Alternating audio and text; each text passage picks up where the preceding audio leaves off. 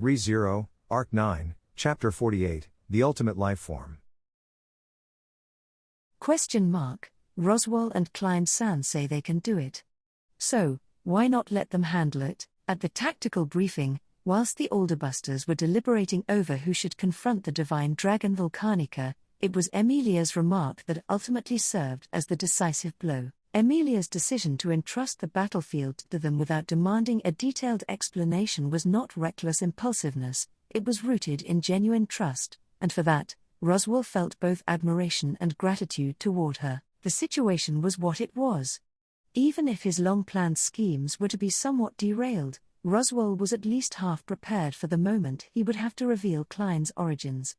That was the identity of the divine dragon's dragonkin, Roswell. But if we're going to talk about that, it would inevitably involve touching upon the matter of our contract as well. Naturally, Roswell knew very well whose dragonkin Klein really was, welcoming him into the Mathers household as a servant regardless. Of course, this was not due to his exceptional abilities as a steward, but rather, because he believed his presence would prove to be useful. The long-cherished desire that Roswell must fulfill no matter what he believed Klein to be indispensable to that purpose. Klein, even if you were to reveal it, I doubt it would change any of their stances. Advice, as Roswell kept trying to remain quiet on this matter, Klein, as one in the know, made such a proposal. There was no reason to stubbornly deny him. In fact, Roswell shared his view. Even if Roswell's circumstances were to be revealed, it would likely not change the attitudes of Emilia or the rest of the camp. Still, Roswell's inability to reveal any details was simply in his nature. Roswell could not face others without placing himself in a superior position.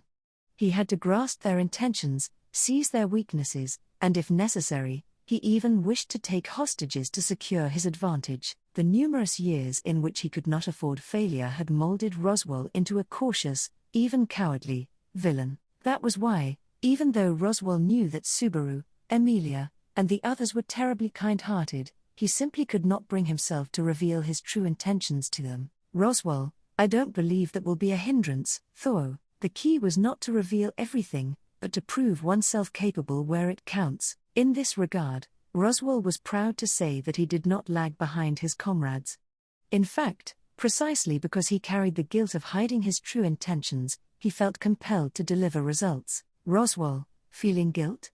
Me, the witch's disciple of all people? Though he recognized such doubts within himself, Roswell shelved them for later. In any case, without revealing Klein's circumstances, Roswell found himself headed toward the same battlefield as him and toward a fight against the enemy who had stolen the dragon husk of the divine dragon. And so, Roswell, let's take this opportunity to put it to the test.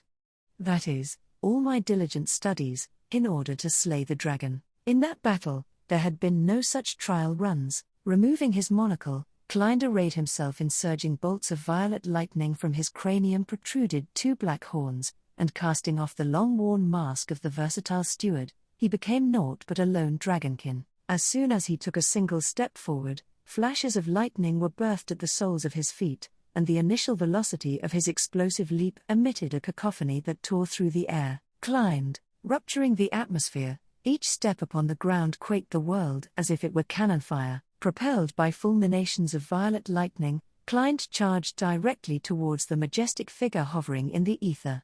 The divine dragon Volcanica spread its valiant dragon wings whilst carrying the sun upon its back, thrusting forth its gaping jaw. Volcanica, Haran. In that instant, a ray of white heat coalesced from the unleashed breath, seizing Klein head-on. The dragon's breath was a torrent of pure mana, raw power that had not been bestowed with directionality through magic. Even so, just as drops of water, harmless on their own, could amass into a flood capable of washing away nations, mana charged with overwhelming vigor could easily tear apart the realm of reality. Klein, your address at Curtain's Rise is bereft of all artistry. Crude, swinging his hand down like a blade performing a bamboo-splitting strike, Klein severed the white light that had been fired with might capable of leveling a city. The breath was split clean down the middle, and passed straight behind him as if it was trying to avoid a direct hit. In exchange, the scorched ground was upheaved, rock fragments were pulverized until they turned to sand, before being melted all down into viscous streams of red lava. Leaving all of that in his wake, Klein pressed forward, his body leaping high up as he drew ever closer to the dragon amidst heavenly skies. Volcanica, TCH, you impudent little shit. The roaring dragon gyrated its body, delivering a swing of its thick, tenacious tail. Striking the wind dead, the tail whip revolved relentlessly, and leaving no place to run, it seized Klein's head on. Roaring thunder crackled. Purple lightning of a noticeably stronger degree illuminated the sky, and a moment later, it was the dragon's tail that had found itself repelled. The principle mirrored his earlier ground kick acceleration, a shockwave generated by the eruption of the violet bolt surging around his body.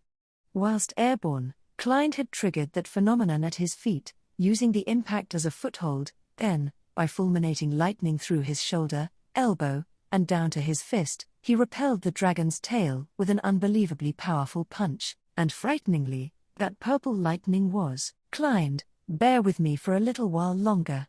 Inexhaustible, as if ignoring the fine weather of those cloudless, clear skies, those surging flashes of lightning were discharged ad nauseam. Volcanica, oh, raising its voice in anger, the dragon beat its wings and swiveled through the air. In the surroundings of that dragon, Klein dashed about freely, accelerating with each eruption of indigo lightning. As before, eruptions of purple lightning at the soles of his feet kept Klein airborne, bestowing the wingless dragonkin the right to maneuver through the sky as he pleased. Of course, the diligent dragonkin was not merely enjoying a leisurely stroll through the air, and he did not forget to unleash ferocious offensives against the dragon. Klein, evading the dragon claws by a hair's breadth as they swung at him, he drove lightning-clad strike into the face of the opponent with whom he harbored far too great a difference in both stature and reach, and thereupon did he unleash the apotheosis of all thunderbolts. This assault, layered with the twofold preparations of strike and fulmination, was not performed merely once or twice. In the blink of an eye, it repeated 10, 20 times. Volcanica, shit HK, its dominance of the airspace robbed by the overlapping eruptions of purple voltage, the dragon spat that out and ascended to a higher altitude. Possessing wings, it was the special right of the divine dragon to choose its battlefield not merely on the ground, where the wasteland stretched out as far as the eye could see, but even in the sky, covering 360 degrees in three-dimensional space. However, Al duet. Ascending to a high altitude, the divine dragon's head plunged right into an enormous mass of water, losing all sense of up and down. Volcanica, HK, exhaling a large air bubble out of astonishment, the divine dragon's colossal body was swallowed by a sphere of water spanning over several dozen meters in diameter, created by focusing the moisture in the surroundings and the streams of water on the surface together at a single point. As the water pressure began to creak, the divine dragon, held captive in its aquatic jail, widened its golden eyes. To think you would forget about me and become so invigorated, how cooled. Beneath the dragon, Roswell, who had imprisoned the dragon in the water sphere, flashed a smile. Licked by the tongues of the heat wave from the breath that Klein had initially severed, the surface of the ground had been transformed into glass of black luster, and standing atop it, Roswell pointed to the sphere of water in the heavenly skies, and folded it in on itself. Duet signified an instrumental duo, and so, this magic did not end at merely entrapping the opponent in the sphere of water. Immediately after, the water sphere in which the dragon had been sealed began to froth with a scintillating heat, reaching a boiling point. Thereupon, violet voltage flashed a degree yet stronger. Klein, I shall now get a bit flashy. Roaring thunder, the thunderclap unleashed by Klein's fist harmonized as it thrust into the water sphere.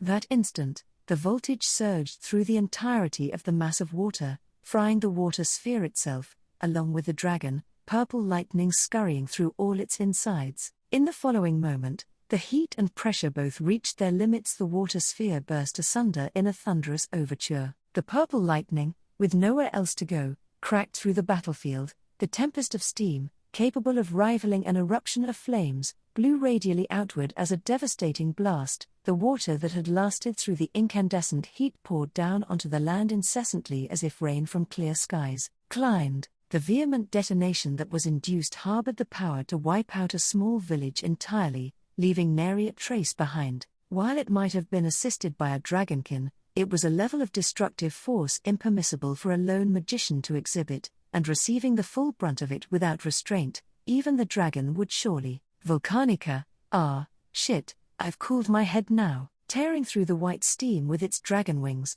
the divine dragon grumbled those words amidst the locus of the epicenter in the sky. Indeed, it grumbled. If it had sustained any extent of injury, the grumble would have likely been a viler curse instead. That was to say, the airborne dragon was going strong. Nay, it was completely unscathed. Roswell, even though it was something we had known, it's quite disheartening to bear witness to it firsthand, isn't it? Gazing up at that feat of having survived unscathed from the ground, Roswell closed a single eye whilst leaving the blue one open. Even when subjected to such an extent of firepower, the divine dragon had not sustained even a sliver of damage.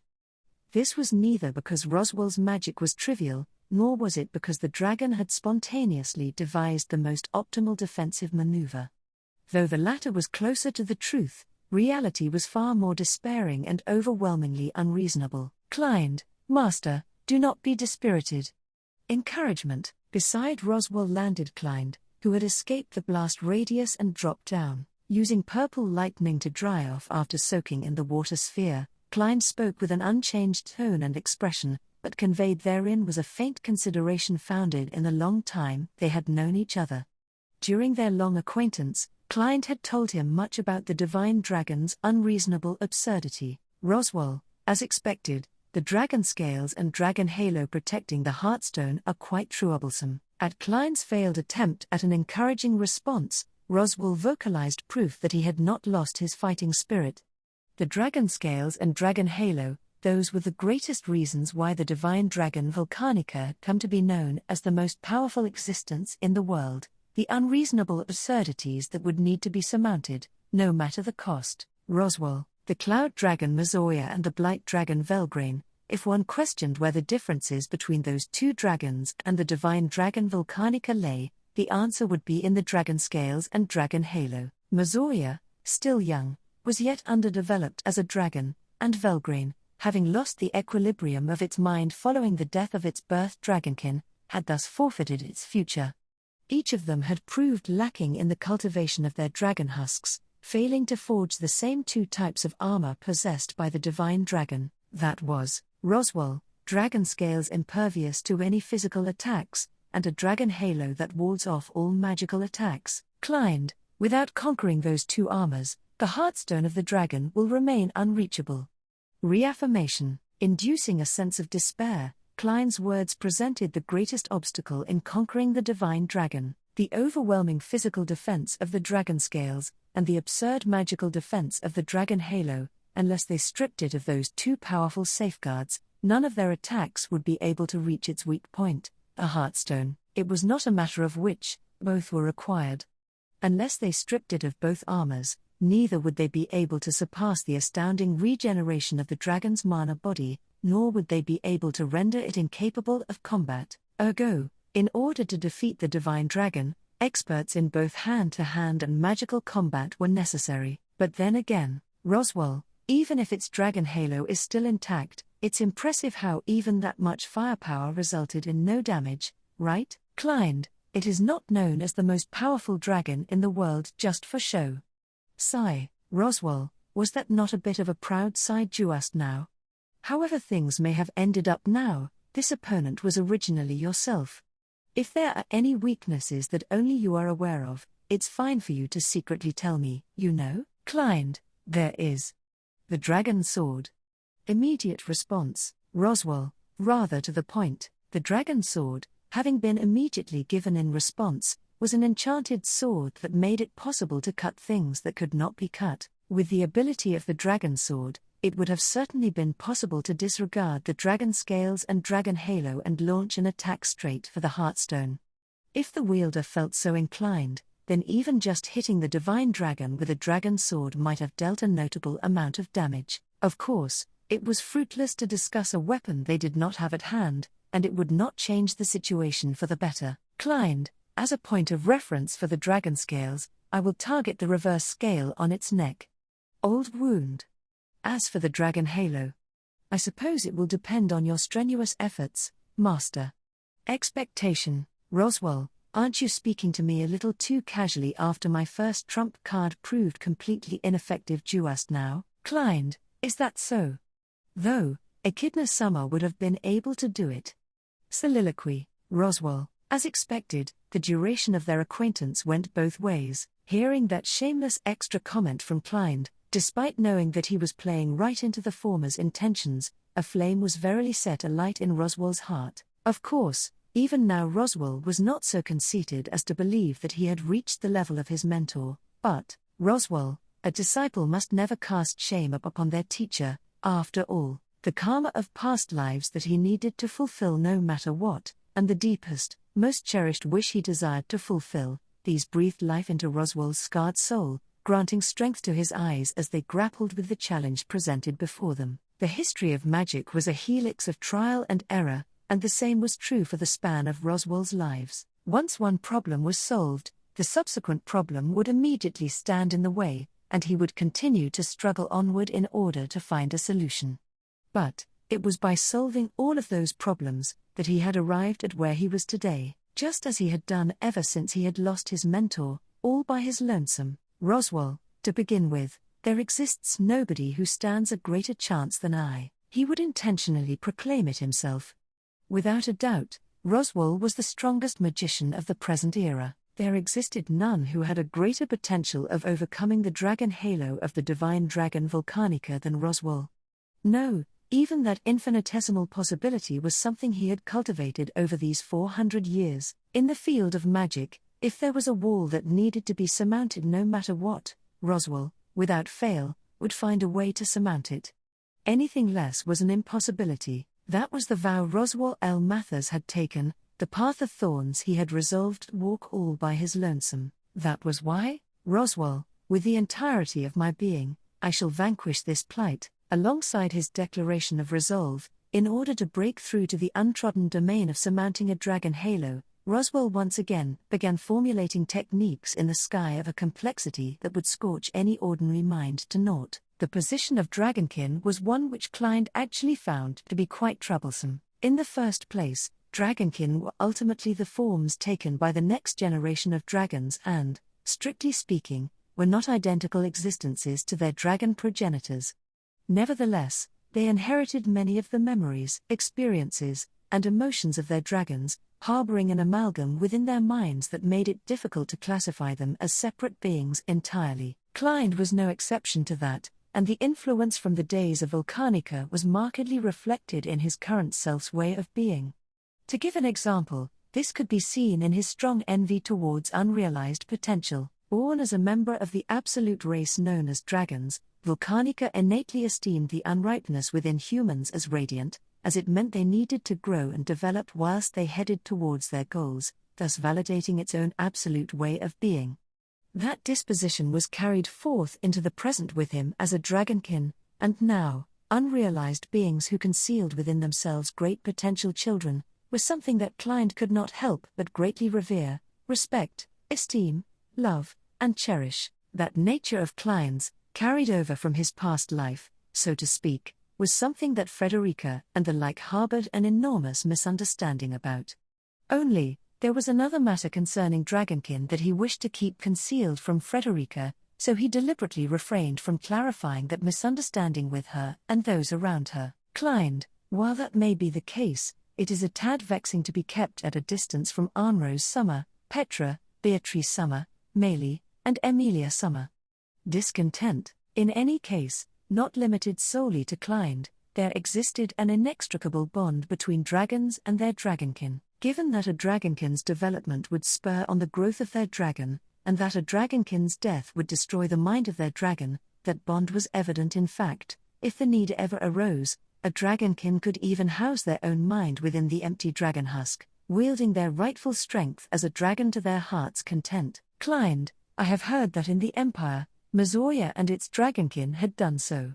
Interest. Though a long time had passed since Klein had become a dragonkin, his points of contact with other dragonkin were essentially non-existent, so he thought it might be nice if he could one day exchange words with one who had newly been born into Wallachia, Madeline. That which she was said to have performed, the housing of one's own soul into their dragon husk, was an act which Klein had also performed many times in the past, returning to the divine dragon Volcanica in order to abide by the covenant with the kingdom of Lagunica. Klein, albeit at present, governance of the dragon husk has been seized through some unknown means.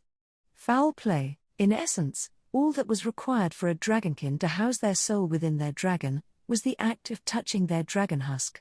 But for Klein, his soul's first homecoming in approximately 40 years had ended in failure, his dragon husk remaining in the palm of the usurper. Klein, it is not as though I was without concerns, but regrettable. However mighty an existence the race known as dragons was, the means to commandeer an empty vessel did not amount to zero. In particular, an evil spirit whom Klein knew harbored the power to possess the bodies of others, and he had also discussed the possibility of such a power being capable of seizing a dragon husk in private with his allies. Juice, it had been an awfully long time since he had seen the evil spirit who went by that name. Klein, there is no helping it now. Sentimentality. Regardless, Klein knew that it was possible for a dragon to have its dragon husk hijacked, and that in order to recover said dragon husk, there was a need to strike its heartstone. The problem was, it was the divine dragon's dragon husk that had been annexed, so its dragon scales and dragon halo were obstructing the way to its heartstone. Klein, I will deal with the dragon scales by piercing the reverse scale, so the master must surmount the dragon halo. Devotion. By way of the absolute defense belonging to the divine dragon, the heartstone was protected behind its dragon scales and dragon halo. The feat of striking that was the victory condition for this battlefield levied upon Klein and Roswell. Fortunately, there stood a prospect for breaking through those dragon scales. The old white scar carved into its neck at the culmination of its deadly clash against the sword saint, Reed Astria, was the one and only opening in that absolute defense. Klein, the fact that in the end, that which has become our means of grasping victory is a blow dealt by that insolent fellow, how truly aggravating. Infuriation, that dragon meat-eating freak was always going gimme your damn tail, or lemme eat your damn guts and so forth, before ultimately staking his attempt to carve out its heart. Just what in the world had he thought of his traveling companion on their journey? At the end of it all, they had clashed in an attempt to sever the other from the thread of life. Irrespective of the circumstances of the wound's origin, there already existed a breach in the dragon scales. Ergo, the path that would lead them to triumph depended on whether or not Roswell could surmount the palisade that was the dragon halo. Klein, it is my duty to buy time for that purpose. Concentration. For 400 years, Roswell had devoted himself to diligent studies. And now, he would be put to the test. Standing witness to that ordeal extreme to the utmost, Klein once again reproached his troublesome position of dragonkin. After all, Klein could not help but find the dazzling blaze that was Roswell's life, having commenced as but a seedling of unripeness, as something that ought to be esteemed, beloved, and cherished. Volcanica, Haran, harrowing the heavens, affrighting the lands, and imperiling the world, the roar of the divine dragon thundered far and wide. The mighty voice incited quakes all throughout heaven and earth, rending the sky as its resonance took shape as a torrent that deluged Klein in his entirety. The bellow ravaged aught in its path, and swallowed by it, Klein's body was also sundered, rupturing before that could transpire. A voluminous cloud of mist emerged, and plunging right into it whilst clad in violacious terravolts, the roar of the heavens quite literally dispersed into the mist. Fine particles of water created passageways for the sound, immensely dampening the ruinous shockwave. Roswell, Al Trio, above Klein's head as he bolted through the mist, honing in upon the dragon were tricolored radiances, red, blue, and green. The triadic varieties of light achieved a brilliant harmony, and in that instant, the swelling of illumination scorched the sky. Wind and flame erupted on a scale of nigh 100 meters, and the glacial inferno berserking through the storm enveloped the dragon, hues and spectacle befitting the world's end, painting the clear skies of the battlefield with a spitting image of hell. Klein, SHHK, into that hellscape, Klein thrust himself forth, galloping through the air with lightning by his side. The world's demise, the degradation of the battlefield sky to hell to survive even if it was a realm of such absolute death, was the mark of a powerful being who had lived in the age of the witches that wielded their power as if to assert their very existences. Volcanica, welcome, reigning over the sky, woven with a chaotic, incoherent blend of colors as it was, the divine dragon bellowed sonorously as it demonstrated its pristine condition. Behind the dragon, whilst it spread its wings, suspended in the air were colossal arms of crag construction, numbering 12 in total, the sturdy firsts ferociously bared as if a joyous gesture of welcoming, meeting Klein head-on. Klein, sealing shackle, unleash second stage. The moment before he crashed into the monolithic arms, Klein intensified the light emitted from the black horns on his head a stage further. Purple lightning surging around his body, Klein temporarily attained a protection equivalent to that of the dragon. Weaponizing that sturdiness, Klein wielded the entirety of his body as an indestructible armament capable of combating the divine dragon's onslaught. A flash of roaring thunder, a detonation of purple voltage that caused the heavens to cry out, pulverized the rocky arms forged by the dragon, actualizing a volley of blows between the two who possessed far too great a difference in stature. Klein, you fight with reckless abandon.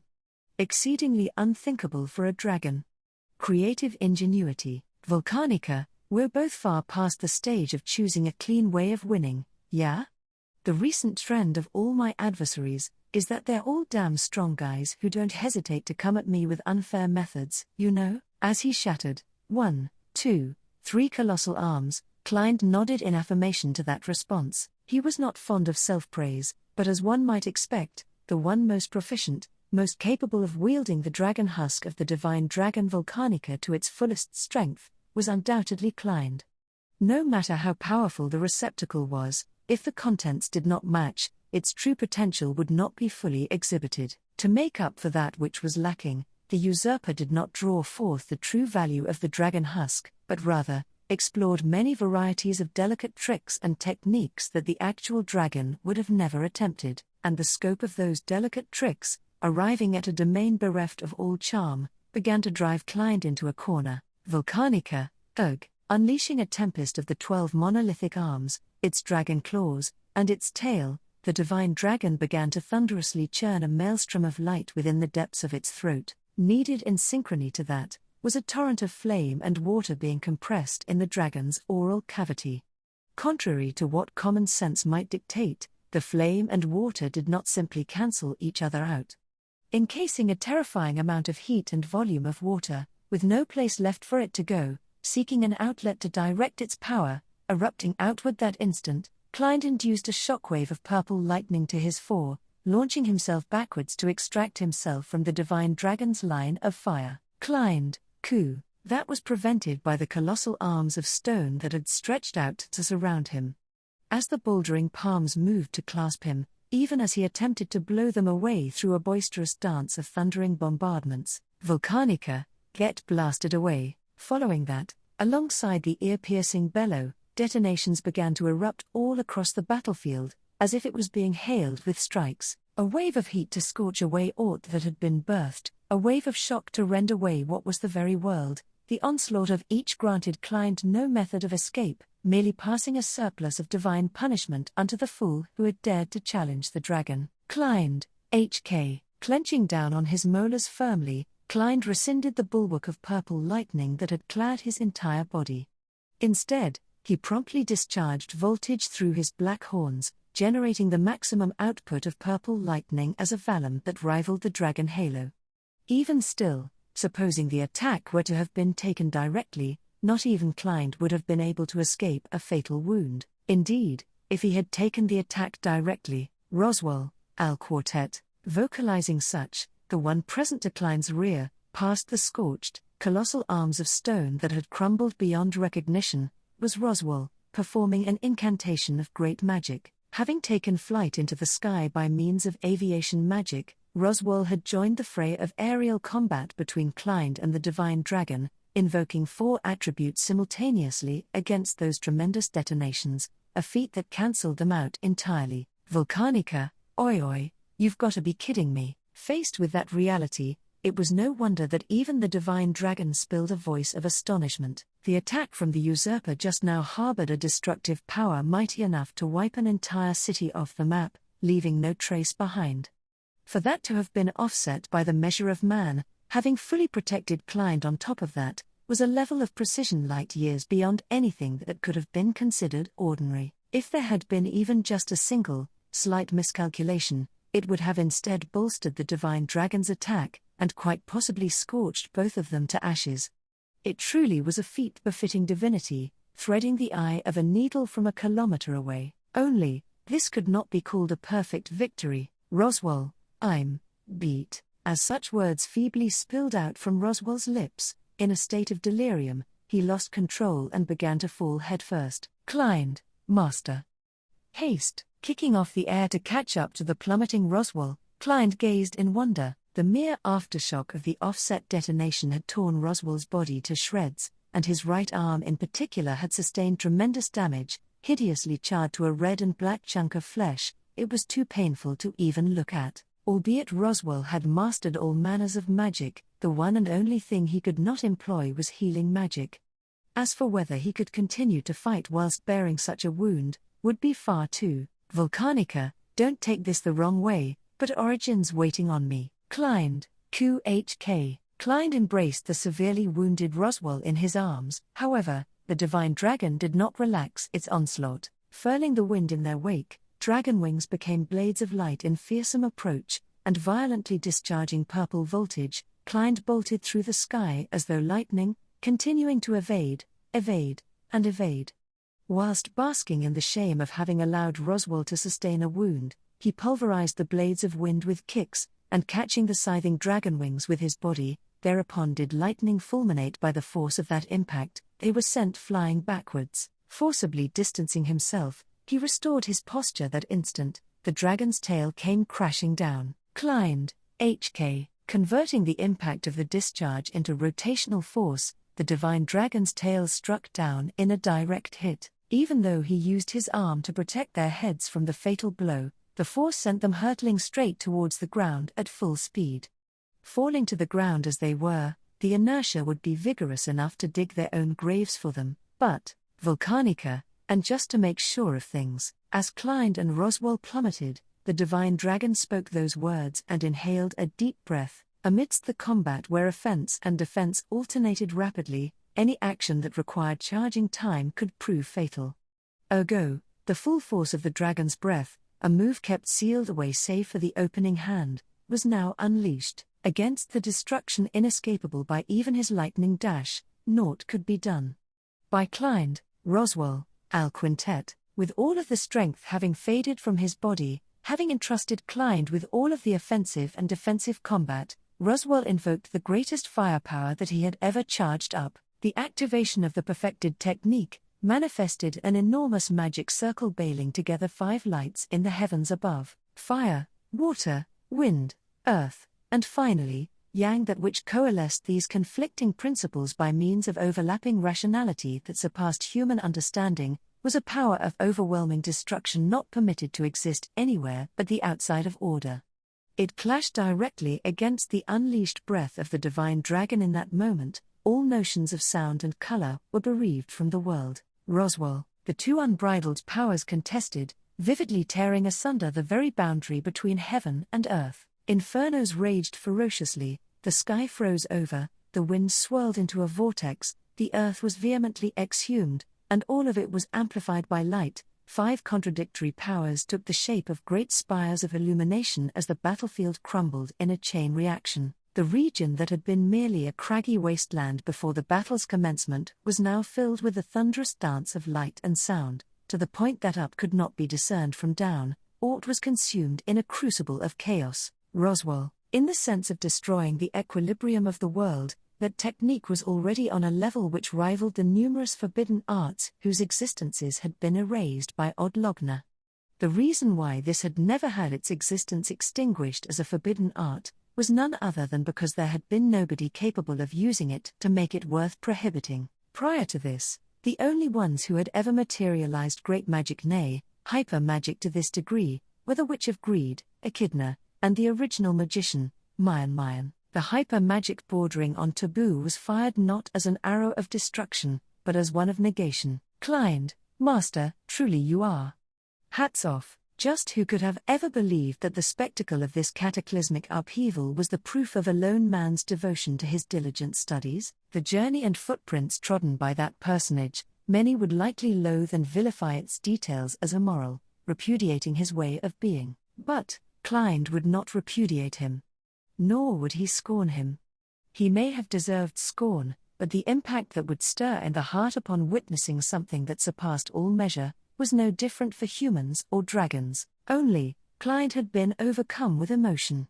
To think that a human could build something up to this extent. Klein dearly loved the potential of humans, born as weak, fragile, and imperfect beings. The question of what they might pursue, what they might desire, fascinated him to no end. From that perspective, Roswell had nearly achieved the maximum score. As far as Klein was aware, there existed nobody else who had continued to pathetically cling to such a distant possibility, ever struggling towards it, to the extent that the Roswell had. If one did not harbor any talent, they would have given up far sooner. If he had been a chosen existence like the Sword Saint, he would have reached this point without suffering to this extent. Having been neither of those, the only quality Roswell possessed was a tenacity beyond all normality. For that reason, Klein had revered his way of being, affirmed his path, and lent him his strength. Klein, that prayer, yet remains shining brightly within me.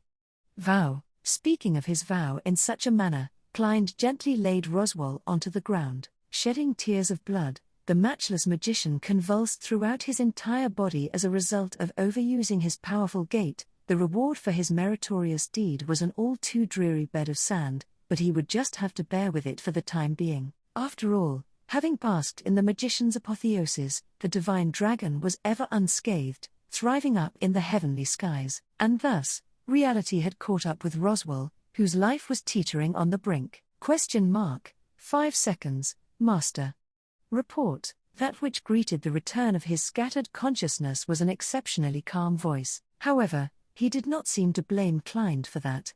If he had 5 seconds, the divine dragon should have been able to kill Roswell 50 times over. There was word of them having a no-killing rule, so he supposed that they would crush his limbs and freeze his wounds for later in order to render him incapable of fighting, or something like that, because if it were Roswell, he would have gone that far in order to render someone incapable of fighting. Klein had protected Roswell from that damage, splendidly fulfilling his role as the vanguard. The issue was, Roswell, my poor display, huh? It was the pathetic feeling of having jumped into the battle between dragon and dragonkin, and arriving on the verge of death so quickly.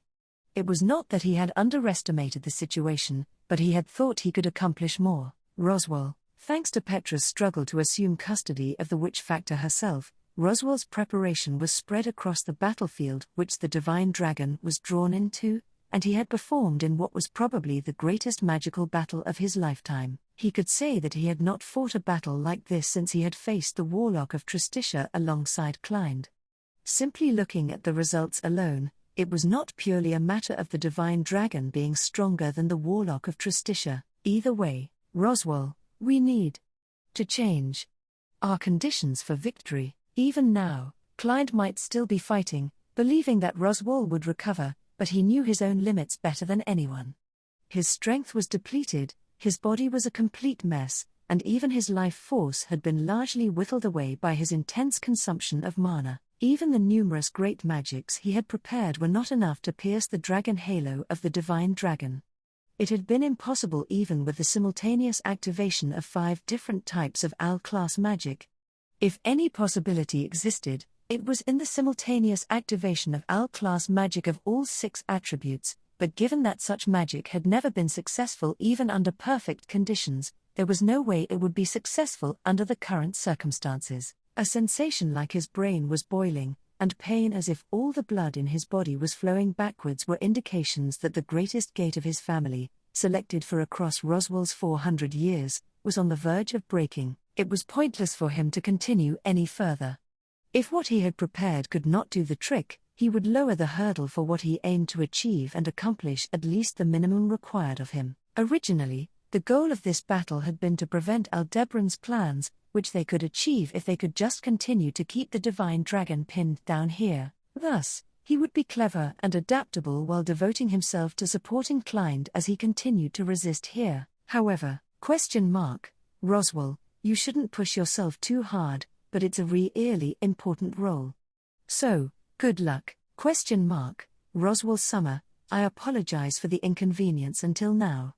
Finally, we can repay your kindness to us. Together, we can help that person.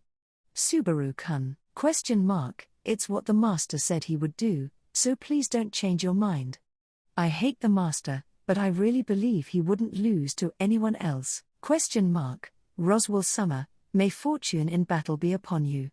And please, do enjoy yourself. Roswell, being clever and adaptable while devoting himself to supporting Klein, that was what he ought to have done. But the next thing he knew, Roswell was standing on unsteady feet, cradling his right arm that had been reduced to a horrible state. Roswell, it was strange. He had intended to fight sneakily, not in the manner of the grand magicians Roswell had admired, but rather by using the underhanded means of a mediocre magician hungry for victory. And yet, why, for what reason, had he risen to his feet? Surely he did not mean to say that he had not given up? Even though that which he had prepared had been ineffective? Even though he had never once achieved results beyond his ability? What, you stood back up?